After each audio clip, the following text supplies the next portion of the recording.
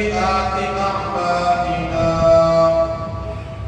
ونعوذ بالله من شرور أنفسنا ومن سيئات أعمالنا من يهد الله فلا مضل له ومن يضلله فلا هادي له ونشهد أن لا إله إلا الله وحده لا شريك له ونشهد أن سيدنا وسندنا ومولانا محمدا عبده ورسوله أرسله بالحق بشيرا ونذيرا وداعيا إلى الله بإذنه وسراجا منيرا أما بعد فأعوذ بالله من الشيطان الرجيم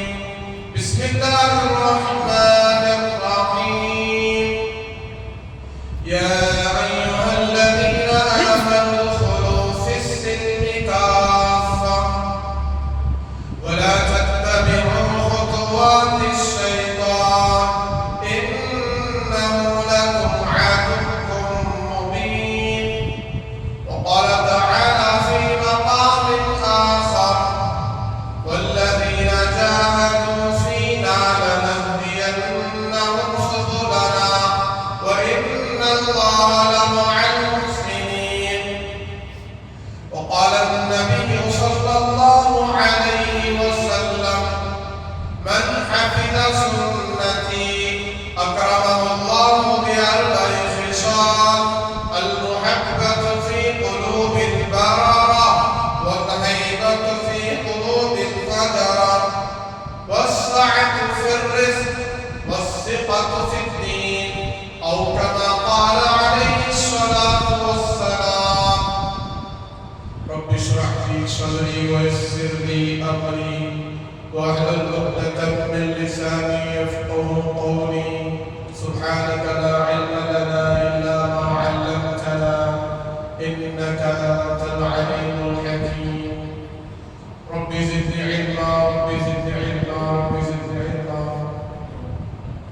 اللهم صل على سيدنا مولانا محمد في أول كلامنا اللهم بارك على سيدنا ومولانا محمد في أوسط كلامنا اللهم صل على سيدنا ومولانا محمد في آخر كلامنا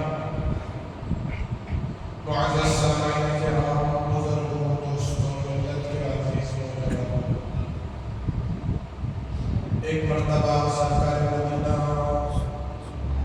سید الانبیاء ساقی کوثر شافی محشر وجہ کائنات خلاصہ کائنات امام الانبیاء حضرت محمد رسول اللہ صلی اللہ تعالی علیہ وسلم کی پاک بارگاہ میں درود پاک کا نذرانہ بڑی عظمت اور عقیدت کے ساتھ پیش کرنا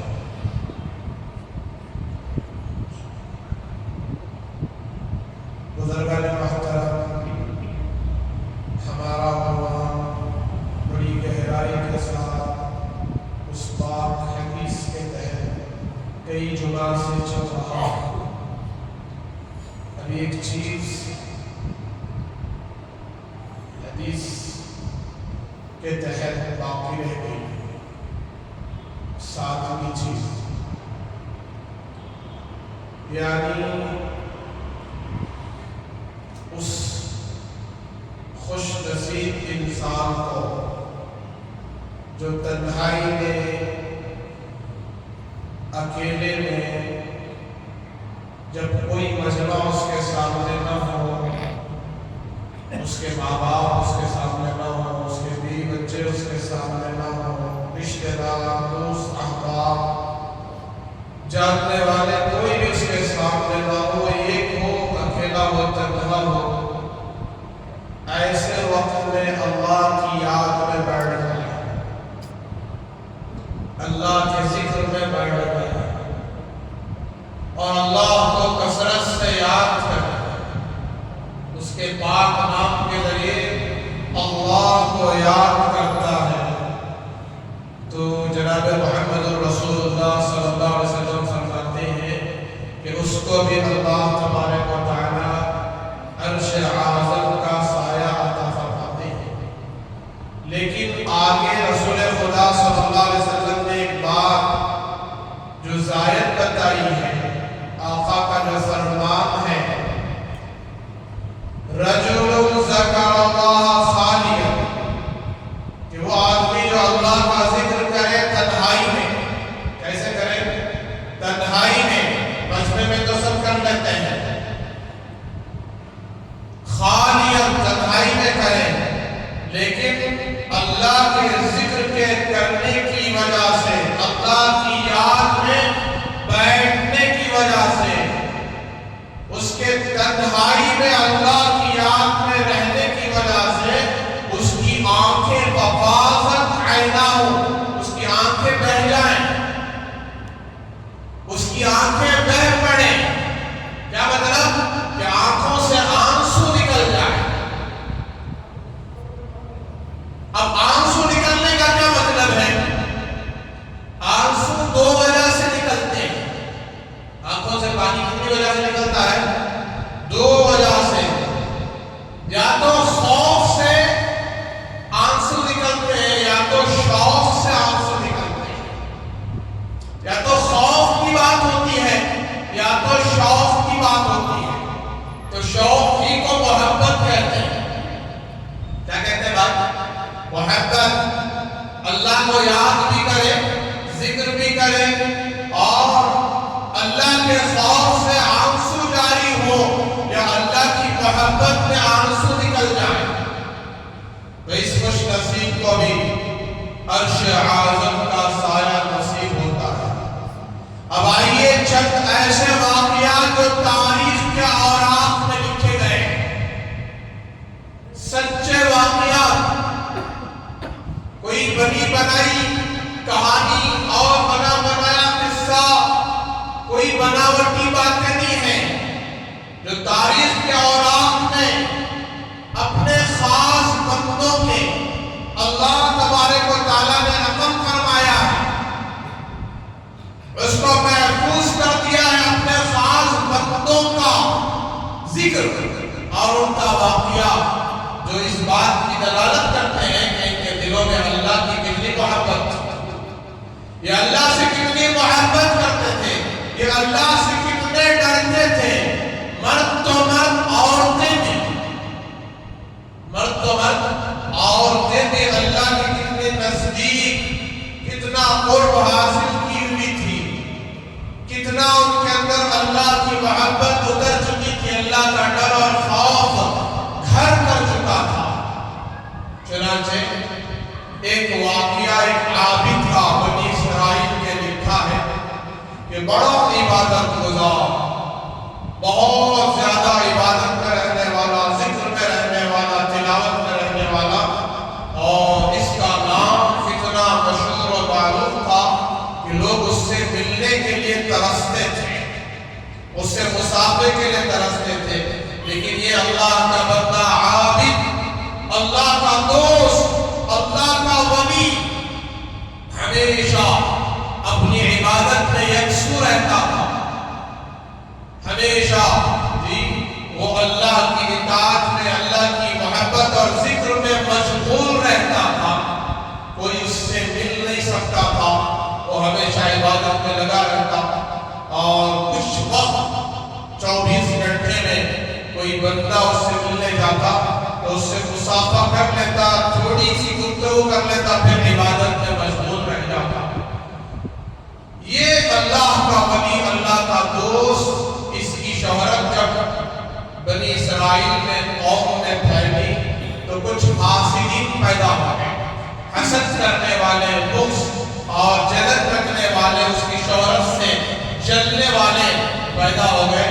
انہوں نے ایک مرتبہ یہ ترکیب سوچی کہ کسی طریقے سے عابد کو ذلیل کیا جائے، اس کی شہرت کو پامال کیا جائے، اس کی عزت کو مٹی میں ملا دیا جائے۔ حاسدین ہوتے ہیں، اللہ والوں کے بھی دشمن ہر زمانے میں ہوتے ہیں، جتنے بڑے اللہ والے اتنے بڑے ان کے حاسدین، اتنا زیادہ ان سے جلنے والے، بغض رکھنے والے، کینہ رکھنے والے۔ آپ نے سنا ہوگا امام اعظم ابو حنیفہ رحمۃ اللہ علیہ کتنے بڑے اللہ کے ولی ہیں، اور آج ہم جس امام کی اقتدا کرتے ہیں، جس امام کے نقش قدم پر چلتے ہیں، جس امام کے مسلک کو فالو کرتے ہیں، جو حنفی مسلک ہے، یہی حنفی مسلک ان سے نسبت کرتا ہے، یعنی ان سے جڑا ہوا ہے امام اعظم ابو حنیفہ رحمۃ اللہ علیہ۔ حنیفہ کے بعد اور امام اعظم اماموں میں بہت بڑے امام جنہوں نے صحابہ کو دیکھا ہے اور تابعین میں سے ہیں، بہت بڑی علمی شخصیت، علم و فضل کے کمال درجے کو پہنچے ہوئے ہستی تھے کہ اہل فضل میں سے تھے، اہل کمال میں سے تھے۔ یہ اتنے بڑے اللہ والے کہ لوگ ان کو صرف امام سمجھتے ہیں، بہت بڑا عالم اور فقیہ سمجھتے ہیں، باقی ان کے امامت اور ان کے علم و فضل و ہنر و کمال کی وجہ سے ان کی ولایت چھٹی ہوئی ہے۔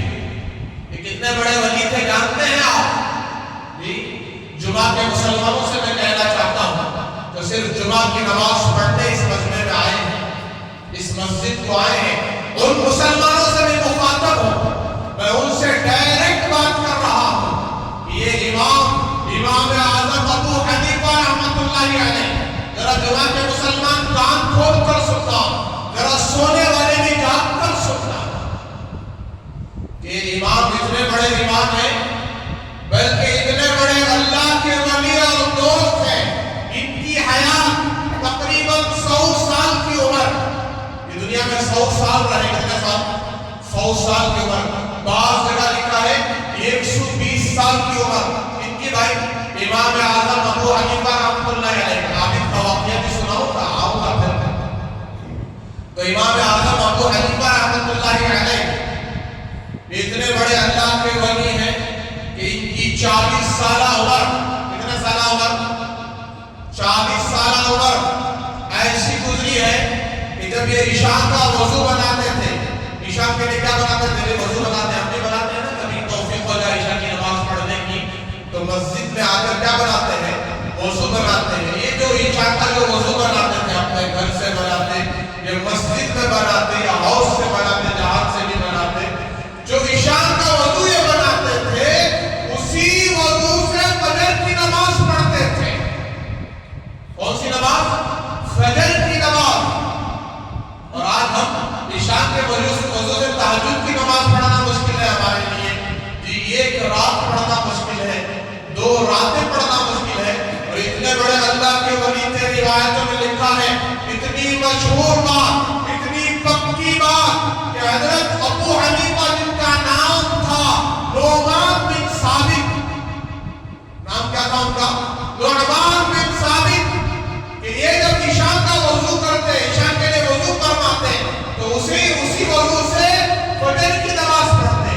مسئلہ آپ کو سمجھا دیتا ہوں، 8 چیزوں سے وضو ٹوٹ جاتا ہے، پاگل ہونے سے وضو ٹوٹ جاتا ہے، بے ہوش ہو جانے سے وضو ٹوٹ جاتا ہے، اور ایسے ہی منہ بھر کر خیر کر دینے سے وضو ٹوٹ جاتا ہے، اور ایسے ہی نماز کی حالت میں، کون سی حالت میں؟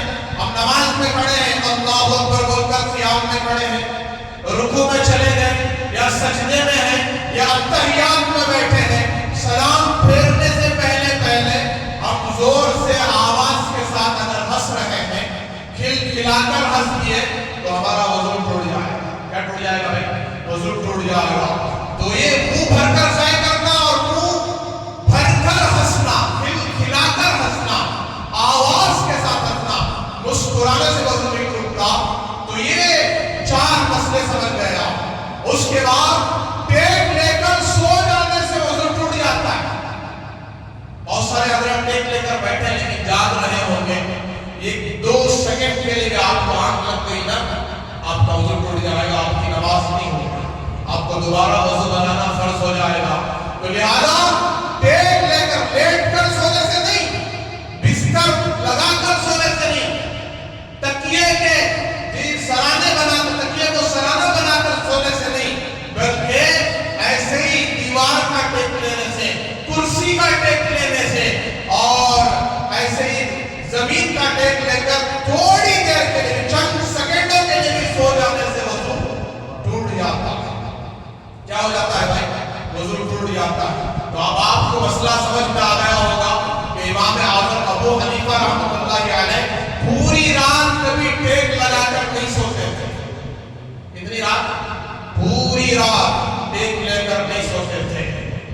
ایسے ہی پوری رات۔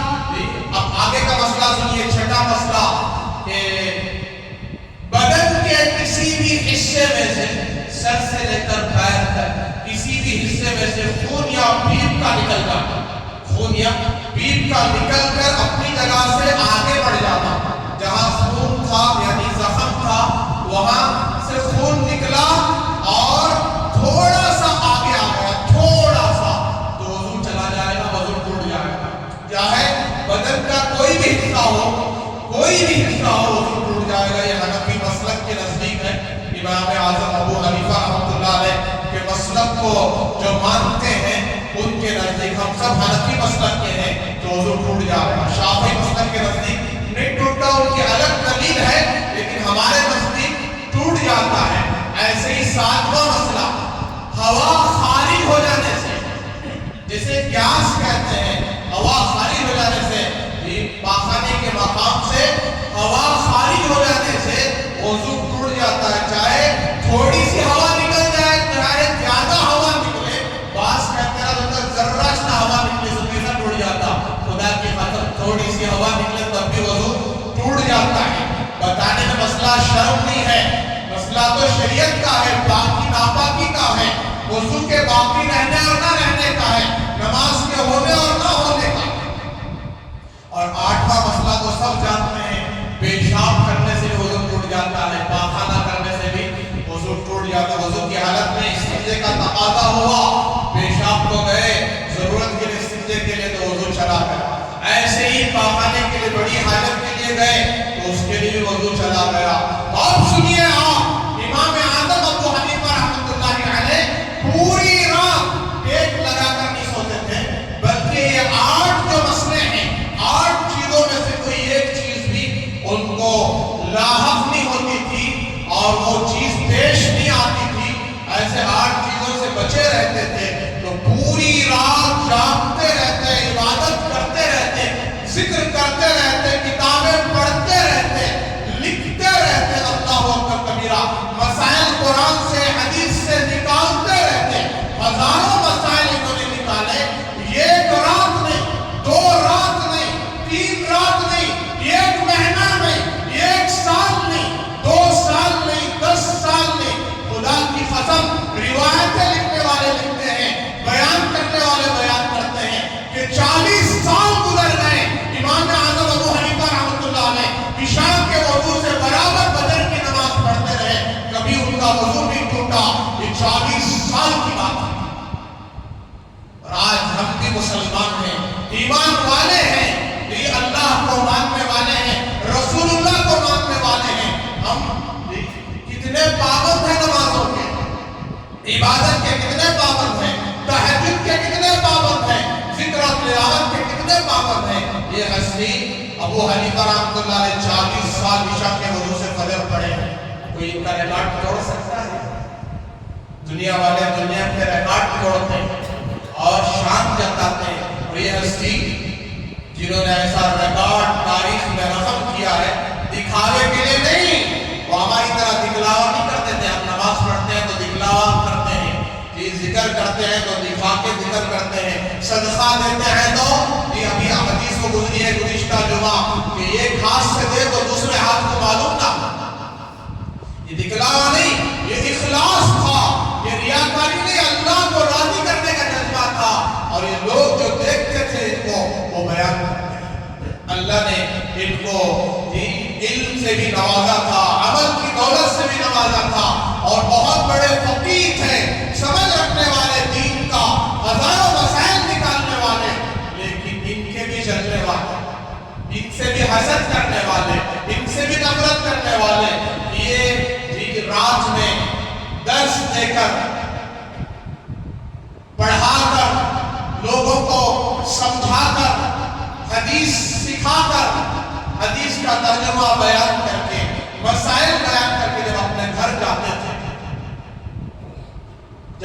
جاتے ہیں، گھر میں بھی عبادت کرتے ہیں، گھر میں بھی وہی انفرادی اعمال پوری رات. تو کچھ حاسدین نے ایک بیوہ کو پکڑا، میں بہت پہلے بیان کیا تھا، کچھ حاسدین نے ایک بیوہ کو پکڑا، بیوہ جس کا شوہر انتقال ہو گیا ہو، پکڑ کر اس سے کہا کہ دیکھ تو بیوہ ہے، تیرے چھوٹے چھوٹے معصوم بچے یتیم ہیں، تجھے ایک کام کرنا ہے.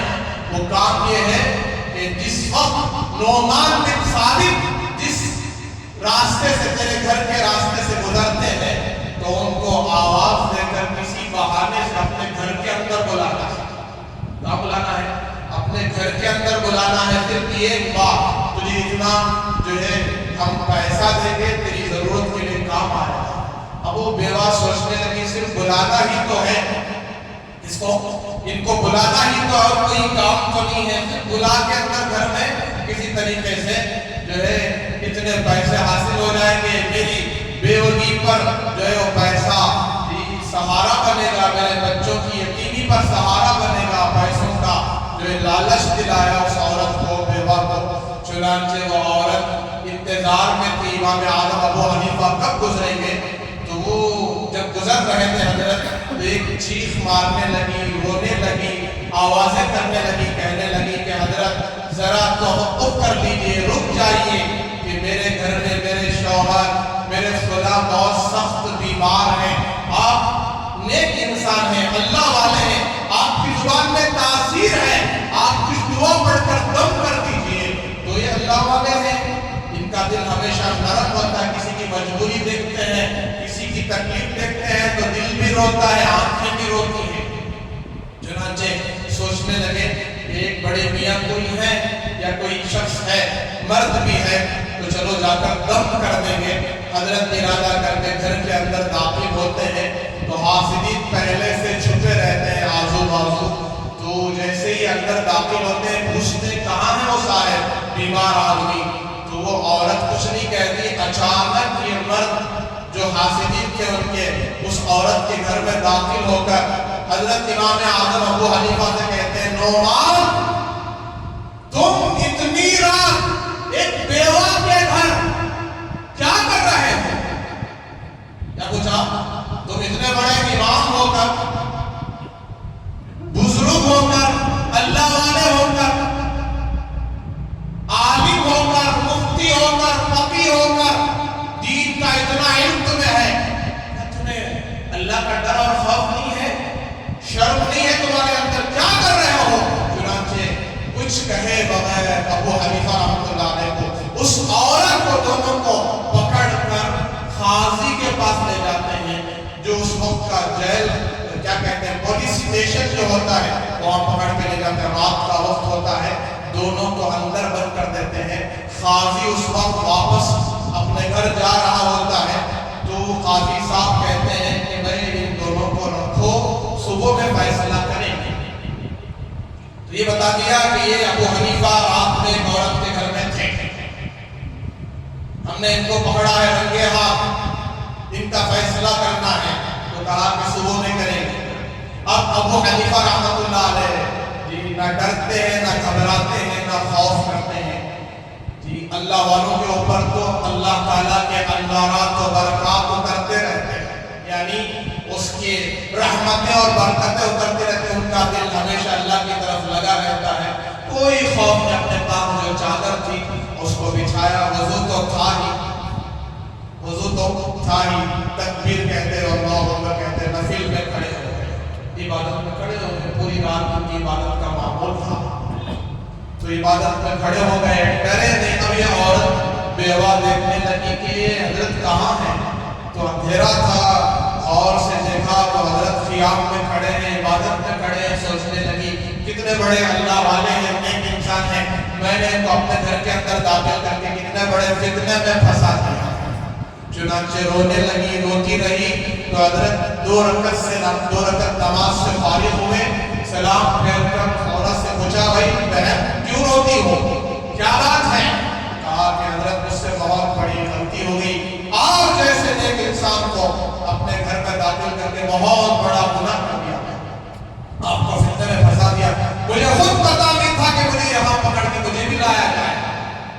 تو اب حضرت نے دیکھا کہ اتنا رو رہی ہے تو حضرت نے اسے کہا اگر واقعی تمہیں احساس ہوتا ہے تمہیں اس بات کا درد ہے تکلیف ہے تو میں جیسے بتاؤں گا ویسے کرو گی، جیسے میں بتاؤں گا ویسے کرو گی؟ تو کہا کہ ہاں حضرت ضرور کروں گا۔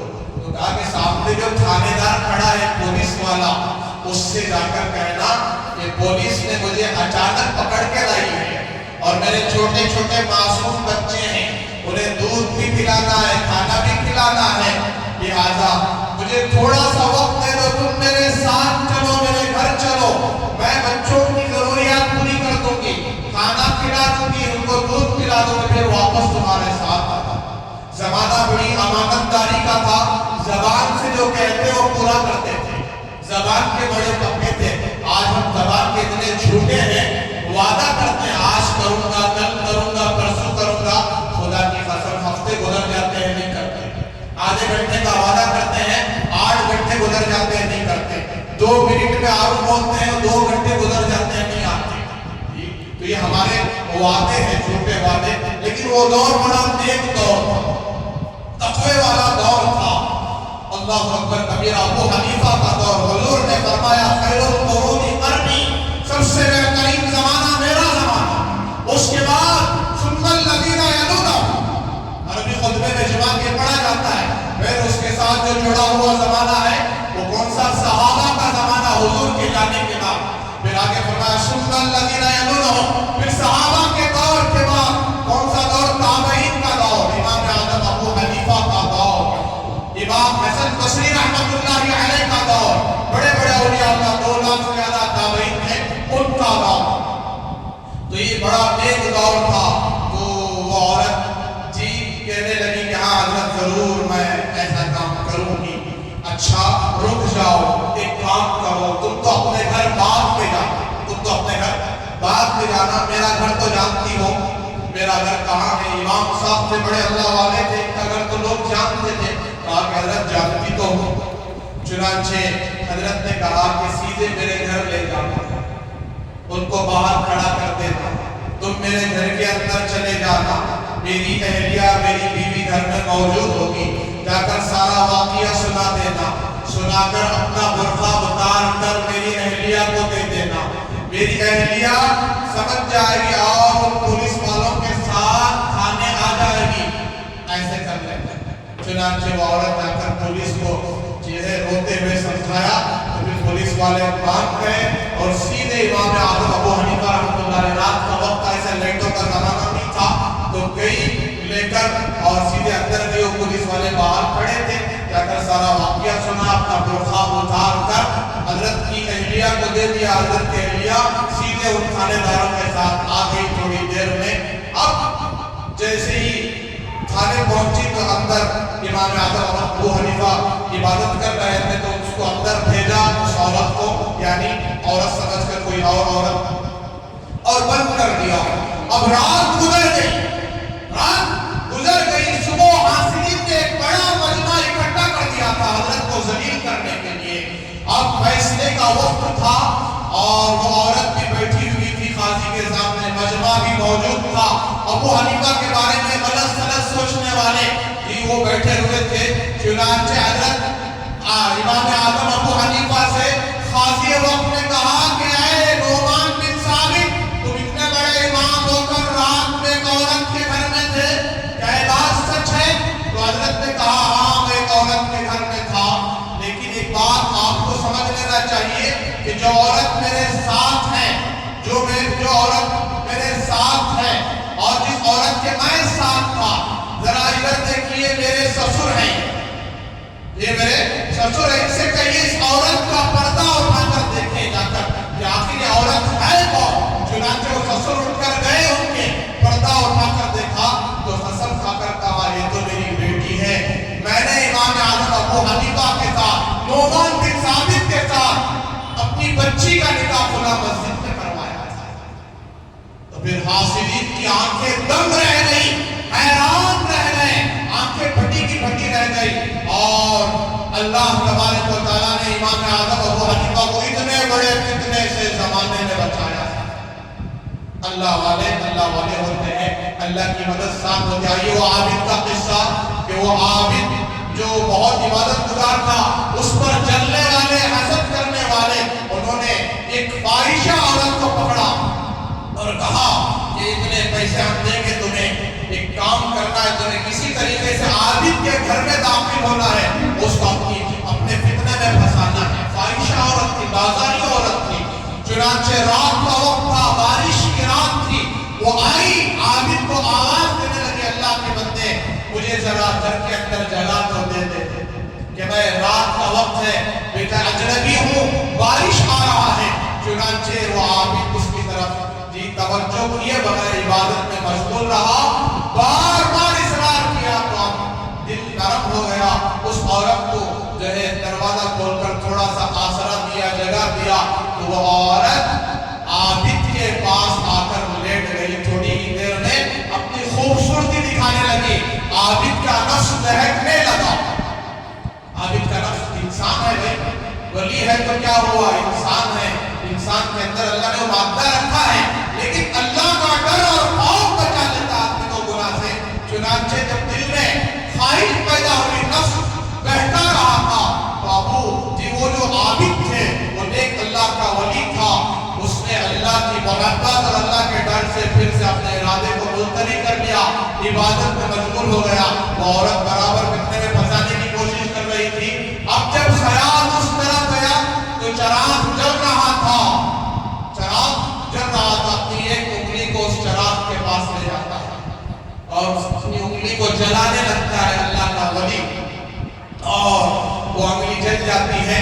پھر جو ہے نفس بہکاتا ہے تو پھر دوسری انگلی جلاتا ہے اللہ کے ڈر اور خوف سے۔ یہ سچی بات ہے، تیسری انگلی جلا دیتا ہے، ایسے چوتھی انگلی، ساری انگلیاں جلا دیتا ہے۔ ابھی عورت، فاحشہ عورت، اس کے دل میں جو اللہ کا ڈر اور خوف ہے، اس کو دیکھتی ہے تو ایک چیخ مارتی ہے، مر جاتی ہے۔ یہ ہے اللہ کے ولی، اللہ کے دوست، اپنے آپ کو ایسے بچاتے ہیں۔ آگ پر اگلے رکھنے کا کیا مطلب؟ اگر میں اپنی خواہش پوری کروں گا، زنا کروں گا، تو جہنم کی آگ اس سے ہزاروں گنا بڑھ کر ہوگی، وہ مجھے میرے بدن کو جلائے گی، میرے جسم کو جلائے گی اور مجھے عذاب دیا جائے گا۔ آج اللہ حفاظت کرے، تنہائی میں ہمارے نوجوان کیسے کیسے گناہ میں مبتلا ہیں، کیا کیا گندی چیزیں دیکھ رہے ہیں، کیا کیا فحش دیکھ رہے ہیں، یوٹیوب کا غلط استعمال، فیس بک کا غلط استعمال، انٹرنیٹ کا غلط استعمال، ہمارے نوجوانوں کی روحانی طاقت تباہ ہو رہی ہے۔ نوجوان تو نوجوان، مجھے معاف کرنا، بوڑھے بھی اس میں مبتلا ہیں، بہت تھوڑے ہیں جو بچے ہوئے ہیں، بوڑھے بھی اس گناہ میں مبتلا ہیں، اس نافرمانی میں مبتلا ہیں، بد نظری میں مبتلا ہیں۔ اس لیے فرمایا تنہائی کا ذکر، اللہ کی یاد میں بیٹھنا، تنہائی میں اللہ کو یاد کرنا اور اللہ کے خوف سے رونا، یا اللہ کے شوق سے، اللہ کے دیدار کے شوق سے، اللہ کی محبت سے رونا۔ کیا ہو گیا نوجوانوں تمہیں؟ جی تم تو سمجھ رہے ہو کہ یہ جوانی ہماری ہمیشہ باقی رہے گی، ہم ہمیشہ جوان رہیں گے، ہم ہمیشہ مضبوط رہیں گے۔ ذرا بوڑھوں پر بھی نظر ڈالو، یہ بھی جوانی ہی سے گزرے ہیں، ان کا بھی ایک سٹیج جوانی کا تھا، وہ سٹیج ختم ہو کر بڑھاپا آ گیا، ان کی ہڈیاں کمزور ہو گئی، ان کے پیر کمزور ہو گئے، ان کی آنکھوں کی بینائی کمزور ہو گئی۔ ذرا تو دیکھو یہ حال ہمیں بھی پیش آنے والا ہے۔ تقویٰ اختیار کریں گے، گناہوں سے بچیں گے، حرام کاری سے بچیں گے، اور جو ہے اللہ کی یاد میں بیٹھیں گے، ذکر میں بیٹھیں گے، عبادت میں رہیں گے۔ اللہ تبارک و تعالیٰ قیامت کا وہ دن 50,000 سال کے برابر ایک دن، آسمان لوہے کا، زمین تانبے کی، سورج ایک میل کے فاصلے پر ہوگا، اس وقت اللہ اپنا عرش کا سایہ عطا فرمائے گا۔ جی میں ذرا زور سے بولتا ہوں تو مجھے پسینے آ رہے ہیں، زور سے بولنے کی وجہ سے گرمی ہو رہی ہے۔ اب چھت میں بیٹھے ہیں، فین کے نیچے بیٹھے ہیں، پھر بھی اتنی شدت ہے، تو جب سورج ایک میل کے فاصلے پر ہوگا تو ہمارا حال کیا ہوگا؟ ذرا اندازہ تو لگائیں کہ اس عبادت کا جو اجر ہے تنہائی میں اللہ کو یاد کرنے کا، کہ تنہائی میں آدمی گناہوں سے بچ جائے، حرام کاری سے بچ جائے۔ آج کتنے لڑکے لڑکیاں ان حرام کاری میں مبتلا ہیں، نشے میں مبتلا ہیں، بیڑی سگریٹ میں، جی اس سے آگے بڑھ کر نشے کے ٹیبلٹ،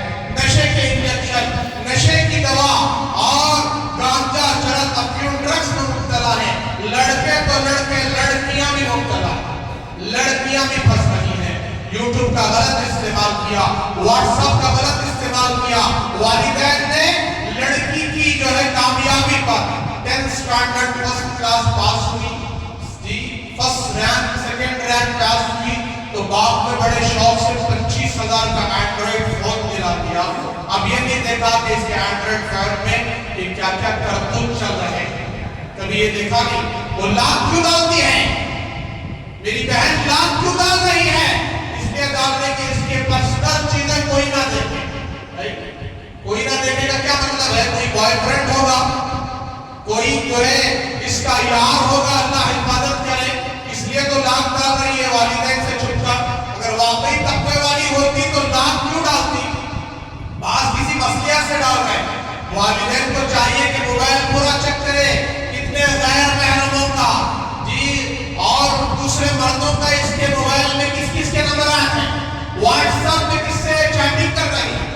اسی بہکاوے ہی کی وجہ سے, اسی موبائل کے بجنے کی وجہ سے آج لاکھوں لڑکیاں غیروں کے ساتھ بھاگ چکی. سب سے زیادہ کالج میں پڑھنے والی لڑکیاں ہیں جو مرتد ہو گئی ہیں. ہزاروں لاکھوں کی تعداد جو 20 لاکھ بتائی جا رہی ہے اس سے بھی زیادہ ہے. یہ تو فہرست ہے گورنمنٹ کی, اور جو مسلمان اسلام سے ہاتھ دھو کر مرتد ہو کر جو اپنا نام کافروں کا نام لکھایا ہے, بے ایمانوں کا جو کافروں کے ساتھ شادی کی ہے, وہ فہرست میں جو لسٹ میں آیا ہے وہ 20 لاکھ ہے. اس سے زیادہ کتنے ہیں معلوم نہیں. اس میں تمل ناڈو متاثر ہے, آندھرا متاثر ہے, یو پی متاثر ہے, اور جو ہے کرناٹک بھی متاثر ہو رہا ہے, بہت زیادہ متاثر ہو رہا ہے. لہذا اپنے بچیوں کے جو ہے تنہائی کی حفاظت کرے, تقوی کی حفاظت کرے, اور ان کو وقت پر نکاح کرا, جوڑے جہیز کی لعنت کو ختم کرے, نکاح سادگی کے ساتھ کرے, سیدھا سادہ نکاح دیندار سے کرائیں, نمازی سے کرائیں, اللہ سے ڈرنے والے سے کرائیں, چاہے وہ غریب ہی کیوں نہ ہو.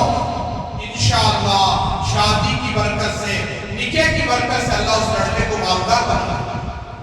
قرآن کہہ رہا ہے کہ اگر تم یکن فقیرن یغنیہم اللہ, کہ اگر تم فقیر ہو, فقر و فاقے میں ہو, اللہ سے ڈر کر نکاح کرتے ہو, حرام سے بچنے کے لیے نکاح کرتے ہو, اللہ تمہیں غنی بنا دے گا. قرآن جھوٹ کہہ رہا ہے بھائی, اللہ تمہیں مالدار بنا دے گا, اللہ تمہیں ثروت والا بنا دے گا. لہذا تنہائی میں اللہ کا ذکر کرنا. کتنے اوراد اور وظائف ہیں. تیسرے کلمے سے کیا کیا فائدے ہیں, سبحان اللہ پڑھنے کے کیا فائدے ہیں, الحمدللہ پڑھنے کے کیا فائدے ہیں, اللہ اکبر پڑھنے کے کیا فائدے ہیں, لا الہ الا اللہ کے کیا فائدے ہیں. سورہ اخلاص, قل هو اللہ احد اللہ الصمد لم یلد ولم یولد ولم یکن له کفوا احد. کوئی بندہ اس سورت کو 3 بار پڑھتا ہے تو فرمایا حدیث میں آتا ہے یہ قرآن پڑھنے کا ثواب. کتنا قرآن, یہ قرآن پڑھنے کا ثواب. آگے فرمایا اگر کوئی 10 مرتبہ پڑھتا ہے, اللہ کے نبی فرماتے ہیں اس کے لیے جنت میں ایک محل تیار ہو گیا. ایسا محل جی مٹی کا, سیمنٹ کا اور کھمبی کا, گارے کا نہیں, خدا کی قسم سونے اور چاندی کا محل, ہیرے جواہرات والا محل. دنیا میں آدمی محل بنانے کے لیے اپنی زندگی پوری لگا دیتا ہے, اپنی پوری صلاحیت لگا دیتا ہے اپنا ایک مقام, خاص مقام بنانے کے لیے. اللہ کے کتنے احکامات توڑتا ہے. 10 مرتبہ سورہ اخلاص پڑھو, یہ ایک محل. کسی صحابی نے کہا یا رسول اللہ اگر کوئی 10 مرتبہ جی سورہ اخلاص 100 مرتبہ پڑھتا ہے تو کتنے محل. آقا نے فرمایا 10 محل ملیں گے. کتنے, اگر کوئی اور زیادہ پڑھتا ہے تو اور زیادہ محل. یہ ہمیشہ ہمیشہ کے اللہ تعالیٰ اس کو عطا فرمائیں گے. میرے بزرگوں آگے آقا نے فرمایا ایک 3 مرتبہ قرآن, 3 مرتبہ پڑھنے پر ایک قرآن کا ثواب, 10 مرتبہ پڑھنے پر جنت میں ایک محل, 100 مرتبہ پڑھنے پر جنت میں 10 محل ملیں گے اور سارے گناہ معاف ہو جائیں گے. آج یاد ہے نہیں ہم کو سورہ اخلاص, کتنے گناہوں کا بوجھ لے کر چل رہے ہیں, پھر رہے ہیں. نماز جی ہماری ایک نماز جو چھوٹی ہے اس ایک نماز کی سزا جہنم میں جلنا ہوگا. اور ایک نماز کوئی جان بوجھ کر چھوڑ دیا, ہم نے فجر نہیں ادا کی, ظہر پڑھ رہے ہیں, جمعہ پڑھ رہے ہیں, تو فجر نہ پڑھنے کی وجہ سے جہنم پر ہمارا نام لکھ دیا گیا ہے. باپ کے نام کے ساتھ, ہمارے نام کے ساتھ نام لکھ دیا گیا, اس جہنم میں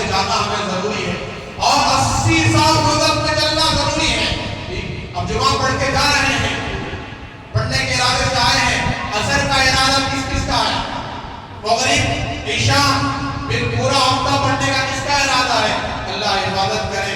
یہ کبیرہ گناہ ہے, اس سے توبہ کرو. میرے آقا نے فرمایا 100 مرتبہ پڑھو گے اللہ تبارک و تعالیٰ تمہارے سارے گناہ معاف کرے گا. جنت میں 10 محل ملیں گے, 200 مرتبہ پڑھو گے. فرمایا 36 قرآن پڑھنے کا ثواب کہتے بھائی جی 33 سے 36 قرآن پڑھنے کا ثواب ہے. اور جنت میں 20 محل ملیں گے اور اللہ تبارک و تعالیٰ اس کو اس وقت تک موت نہیں دے گے جو روزانہ 200 مرتبہ سورہ اخلاص پڑھتا ہے, جب تک وہ دنیا ہی میں اپنی جنت کو اپنی آنکھوں سے خواب کے ذریعے سے نہ دیکھے. اتنی بڑی فضیلت. آیت الکرسی کا اہتمام کریں, دعاؤں کا اہتمام کریں. کیسی کیسی دعائیں ہیں وہ دعائیں سیکھیں.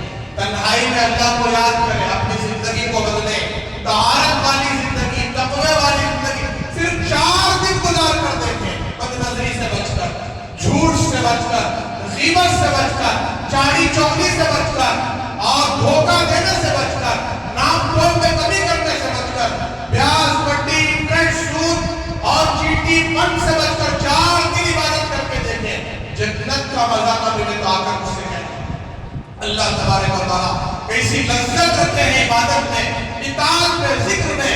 اولیاء اللہ کو پوری رات تہجد میں گزار دیتے. آج ہمارے لیے 5 منٹ وقت نہیں ہے فجر کی نماز کے لیے. 5-7 منٹ کی نماز 10 منٹ کے اندر نماز ختم ہو جائے. ظہر 5-7 منٹ 8 منٹ کی نماز, عصر 7-8 منٹ کی, مغرب 7-8 منٹ کی, عشاء 10-15 منٹ کی ہے. 24 گھنٹے میں آج مسلمان کے پاس 1 گھنٹہ نماز کے لیے نہیں ہے. تو بتائیے مسلمان جہاں بھی جائے گا نماز چھوڑ کر بے عزت ہوگا, ذلیل ہوگا, ناکام ہوگا, رسوا ہوگا. برکتیں رحمتیں اس سے چھین لی جائیں. اللہ کی رحمت اور اللہ کا فضل اس پر نہیں ہوگا. اسی لیے تو پٹ رہے ہیں, کٹ رہے ہیں, گاجر پولی کی طرح ذلیل کٹ کر ذلیل ہو رہے ہیں. اور بھی بہت برا دور آنے والا ہے. لہذا مسلمانوں توبہ کرو. کتنی اللہ کی نعمت ہے ہم پر. اسلام کیا چھوٹی نعمت ہے؟ اللہ نے کتنی بڑی نعمت اسلام عطا فرمایا. اگر اللہ کسی غیر مسلم کے گھر میں بھیڑوں چماروں کے گھر میں پیدا کر دیتا, آج ہم بھی گائے کا پیشاب پی کر زندگی گزارتے ہیں. گائے کا پیشاب سر پر ڈال کر تبرک سمجھتے, اس کو شفا سمجھتے. اللہ نے اس گندگی سے بچایا, پاک کی صفائی کا طریقہ سلیقہ سکھایا. یہ پاک صاف رہیں اور عبادت کریں, عبادت کے لیے وقت نکالیں. 24 گھنٹے میں 1 گھنٹہ وقت دے دیں. مسجدوں کو آباد کر دیں. جیسے جمعہ میں آئے ہو ایسے فجر میں آ کر دکھا دو, اپنی غیرت بیان کر دو کہ ہم مسلمان ہیں, ہم ایمان والے ہیں, اللہ کے ماننے والے ہیں, اللہ کے فرما بردار ہیں, ہم اللہ کے نافرمان نہیں ہیں. پھر اللہ بھی جو ہے ساری دنیا کو ہمارا فرما بردار بنا دیں گے, ہمارے سامنے جھکا دیں گے. جب تک مسلمان اللہ کے سامنے جھکے گا اس وقت تک دنیا اس کے سامنے جھکے گی. جب مسلمان اللہ کے سامنے جھکنا چھوڑ دے گا تو ساری دنیا کے سامنے مسلمان کو جھکنا پڑے گا. گندے, ناپاک اور بے حیا, بے شرم, بدکار کافر کے سامنے جھکنا پڑے گا. مسلمان جھک رہے ہیں, غیر مسلموں کے سامنے ہاتھ باندھ کر کھڑے ہو رہے ہیں. تھوڑا سا بیان لمبا ہو جائے تو ٹائم دیکھتے رہ جاتے ہیں. وہی کرکٹ دیکھنے بیٹھ جائیں تو ٹائم دیکھنا تو دور کی بات, کتنا ٹائم ہے اندازہ بھی نہیں ہوتا. کامنٹری سنتے سنتے وقت گزر جاتا ہے, فلم دیکھتے دیکھتے 2 گھنٹے گزر جاتے ہیں. 40 منٹ کا بیان سننے کا شوق نہیں, بالکل آخری وقت میں آتے ہیں, بیان کے ختم پر آتے ہیں. تمہاری زندگی کیسے بدلے گی, تمہاری روح کیسے تڑپے گی, تمہیں ہدایت کیسے ملے گی؟ اگر اللہ رسول کی بات نہیں سنو گے تو تمہاری زندگی کیسے بدلے گی؟ لہٰذا 1:15 بجے آ کر سنتیں پڑھ لو. سنتیں پڑھ کر بیان کو, اللہ رسول کی بات کو سنو. آج سب سے زیادہ ضرورت اسی کی ہے کہ ہم ہدایت کی بات کو طلب کے ساتھ, تڑپ کے ساتھ, توجہ کے ساتھ, قریب ہو کر سنیں. خاص طور سے نوجوان حضرات جو ہے اندر مسجد کے اندر کے حصے میں بیٹھیں, قریب آ کر بیٹھیں. ان کی زندگی بدلنا بہت ضروری ہے, ورنہ ان کی جوانیاں تباہ ہو جائیں گی. آج ہمارا معاشرہ اتنا گندا ہے, بڑے چھوٹوں کی قدر نہیں ہے, ہمارے بڑوں کی عزت نہیں ہے, بڑوں کے ساتھ چھوٹا نشے میں ہے، گالی گلوچ، کتنی گندی باتیں، ایسی ایسی گالیاں آج ہماری زبانوں پر، جی اسلام کو شرم آ رہی ہے کہ آج مسلمان کی زندگی اتنی خراب ہے کہ اسلام آسمان ہے، مسلمان زمین ہے، اتنا آپوزٹ زندگی ہے مسلمانوں کی۔ لہٰذا اللہ کے لیے توبہ کریں، زبان سے کوئی گالی نہ نکالیں، آپ کی گالیوں کا اثر آپ کے بچوں پر پڑے گا، آپ کے بچے بھی وہی گالیاں سیکھیں گے، جیسے آپ کی حرکتیں ویسے آپ کے بچوں کی حرکتیں، آپ بے نمازی ہیں تو آپ کے بچے بھی بے نمازی ہیں۔ اللہ حفاظت کرے۔ اس کے لیے بزرگوں اپنی زندگی کو بدلنے کے لیے اللہ والوں کی صحبت، علماء کی صحبت اور جمعہ کی مجلس، جمعہ کے بیان کی پابندی، جمعہ کی قدر کریں۔ اذان کے بعد میں کتنی مرتبہ بیان کر چکا ہوں، وقت کافی ہو گیا ہے کہ کاروبار حرام، کاروبار حرام، بیپار حرام، تجارت حرام، جو کمائی ہو رہی ہے وہ حرام کی کمائی ہے، وہ جائز کمائی نہیں ہے۔ چھوڑ دے، عورت میں ایک مرتبہ بیپار چھوڑ دے، کاروبار چھوڑ دے، ڈیوٹی کے لیے جو ہے 1 گھنٹہ پہلے چھٹی لے لے اور بعد میں جا کر کام کر لے۔ اللہ تبارک و تعالیٰ اس جمعہ کی قدردانی کی برکت سے آپ پر جتنا بھی قرض داری ہو، جتنی بھی مصیبت جاری ہو، جمعہ کی قدر کرنے کی وجہ سے اللہ سارے قرضے ادا کر دے گے، ساری مصیبتیں اتار دیں گے۔ لہٰذا شرط کیا ہے؟ آپ 12:30 بجے تیار رہیں، اذان پر تیار رہیں، 1:30 بجے آ کر جمعہ کا مذاق نہ اڑائیں، بیان کا مذاق نہ اڑائیں، اللہ رسول کی بات کا مذاق عمل سے نہ اڑائیں۔ یہ زبان سے تو نہیں کہتے، عمل سے آپ دکھا رہے ہیں کہ ہمیں اس بات کی ضرورت نہیں ہے، ہم بہت کچھ جانتے ہیں میرے بزرگوں۔ اس کے لیے آپ سے درخواست سے گزارش ہے، آپ ضرور وقت کی پابندی کریں، وقت سے پہلے آ جائیں، بڑا نفع ہوگا، معلوم نہیں کون سی بات ہمارے دل کو لگ جائے اور ہماری زندگی بدل جائے۔ اس کے لیے گزارش ہے نمازوں کا اہتمام کریں۔ آخر میں 2 اعلانات ہیں۔ ایک اعلان، ہماری جو وی کیئر اسکول ہے، آپ سب جانتے ہیں پیچھے، وہاں ایک کلینک ہے، چھوٹی سی ایک کلینک ہے، وہاں جو ڈاکٹر ہے ماشاءاللہ وہ ڈاکٹر ہے اور ان کا جو علاج ہے ماشاءاللہ چھوٹا علاج، مطلب کوئی زخم ہو گیا چھوٹا موٹا اس کا بھی علاج، sugar test, B P test, ایسے ہی جو ہے انسولیشن کیا کہتے ہیں وہ نیبولیزر وہ بچوں کو دلایا جاتا ہے، وہ بھی دیا جاتا ہے، اور جو بھی بخار، سردی، کھانسی، دوسری پریشانی ہے اس کا بھی علاج ہے۔ بس 50